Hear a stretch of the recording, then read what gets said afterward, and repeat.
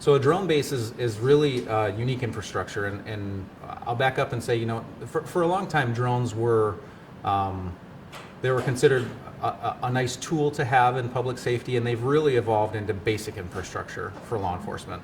And where we've seen this infrastructure evolve is that the drone used to ride around in the patrol cars, and then the officers would launch from their patrol car. The next evolution of drone technology in public safety is really coming in the form of a drone dock. So it's a piece of equipment that is heated and cooled, and it would likely sit on a rooftop or a secure location. And in the event of a call for service, the dome of the dock would roll back, a drone would launch, and it's all being flown remotely from this room.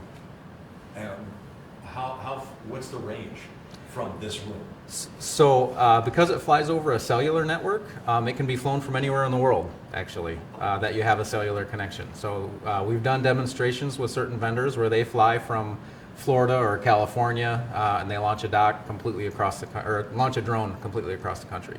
So and I have to remember this other question that I have right away, but sticking with the drone base, where are you in that stage, since you, somebody from the department, Sergeant, I believe, spoke with the Comstock Park Downtown Development Authority just this week.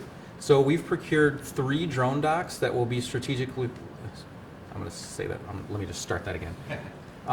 So we've procured 3 drone docks that will be strategically placed throughout Kent County. We're currently vetting different locations based on calls for service and call density.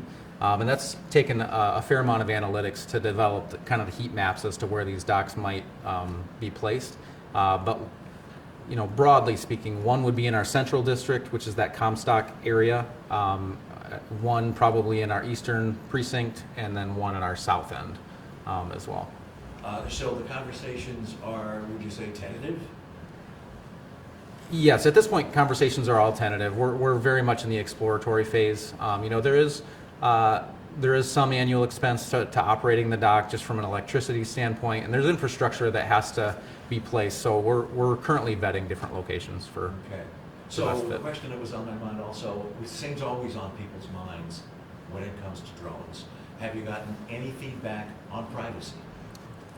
I think privacy is one of those general concerns that always exists and that we always have to be sure that we're mindful of. There are drone as first responder programs throughout the country, and so there are some really good best practices that are being developed. One of those would be, for example, they call it camera level when you're flying. So when the drone takes off and it goes to fly, the camera is up at the horizon, it's not looking down into backyards. So that would be a practice that we will implement. So the drone takes off, the camera is always on the horizon. It doesn't point downward until it gets on scene to its location. Additionally, retention is very minimal. We only keep what we need in terms of footage. We only launch in an incident response based protocols, which all that means is we're not out there patrolling with a drone. We're not conducting surveillance. The drone is purpose built to launch, respond to a call for service, and get eyes on as quickly as possible, and then return to home. When do you think these little bases will be installed? Once the sites have been identified, there is a little bit of infrastructure work that needs to happen. We're hoping to have them operational this spring sometime.